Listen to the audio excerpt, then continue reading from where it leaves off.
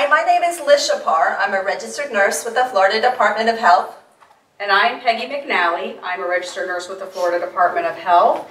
And we are here today to teach you on proper body mechanics when transferring clients in a shelter situation. Our goal is to provide safety for the client as well as for yourself.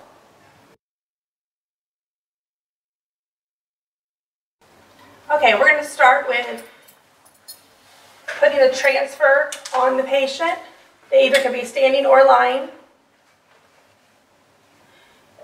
We're just going to wrap it around. Look, notice the tag. Some will be out, some will be in. That does not mean anything. She's going to put it through the teeth. Tighten it as much as you can. You want 2 finger lengths. Facing it through the top. Have your patient lift their arms up. Wrap it around and tuck it in. Notice I have 2 fingers under. It's proper placement. The first task we're going to demonstrate is the 2-person cot transfer.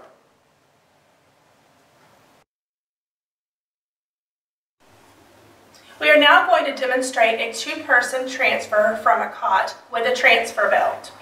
First, ask your client if she has any reason for not putting a transfer belt on.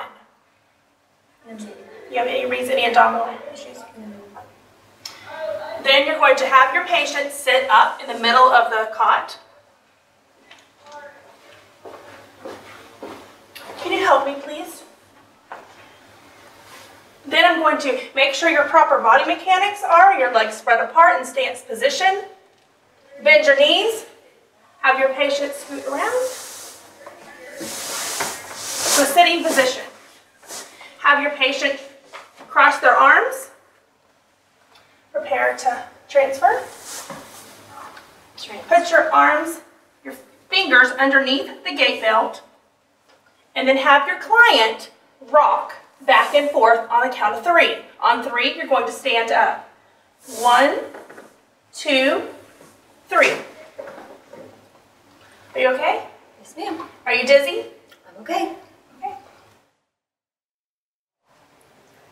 The next task we're going to demonstrate is the sit-to-stand assisted device. The next demonstration is the sit-to-stand assisted device. First thing you want to do is bring the device to the client. You want to place the device between the legs of the chair while having the client put her feet on the platform. Could you do that? Then you want to always lock the device in position. Then we're going to let the client know that we're going to have you stand up on the count of 3. Would you place your hands on the bars? We're going to rock you the same 3 times, and on the count of 3, we're going to go up. Okay? 1, 2, 3. We get the client to a standing position, and we would remove the chair out of the way. We would put the rear support pads in place. They lock in place. And are you okay standing there? Okay. The next thing we're going to show you is sitting a client back down into a chair. And it basically is the reverse of what we just did. We're going to unlock the rear pads.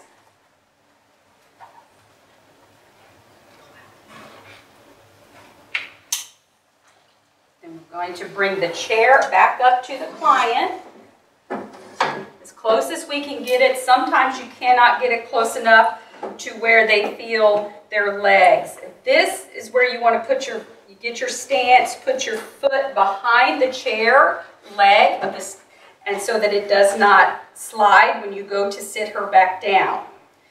On the count of 3, we're going to go down, okay? 1, 2, 3. Okay,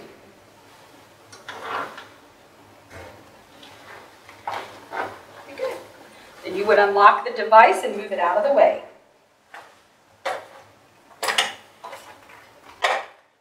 Lift your feet. There you go. The next task we're going to demonstrate is a two-person wheelchair transfer.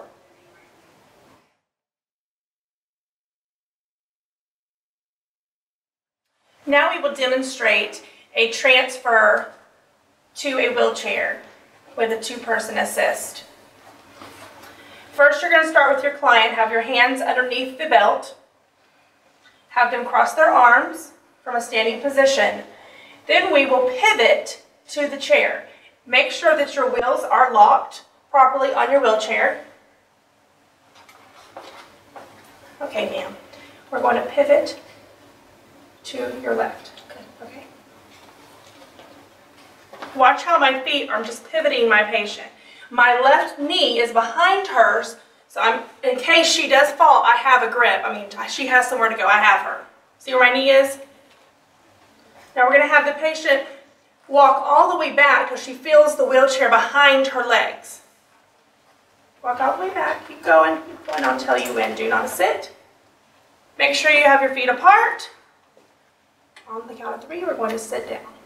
1, 2, 3.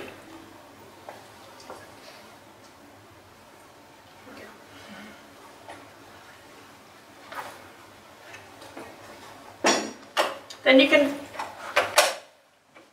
put the pedals down for your patient and prepare to transfer. We are now going to demonstrate transferring from the wheelchair back to the cot for your client.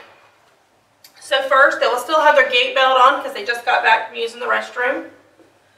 So you're going to have your client. Make sure that you look at your wheels of your wheelchair. They should be locked.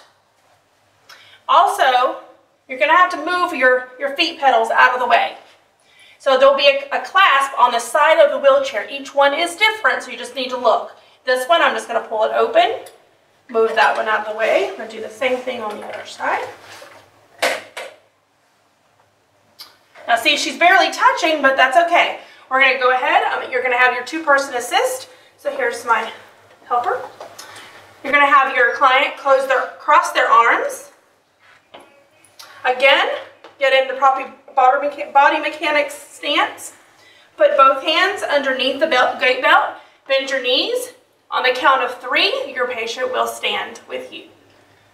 1, 2, 3. Now you're going to take and you're going to pivot just like you did on the way to the wheelchair. So I'm just going to have, you're going to just come to my right and step. Keep your left knee behind your patient. Pivot. You're going to have your client feel the back of the cot with her leg. Then you're going to also keep their hands crossed. And on the count of 3, you are going to sit. 1, 2, 3.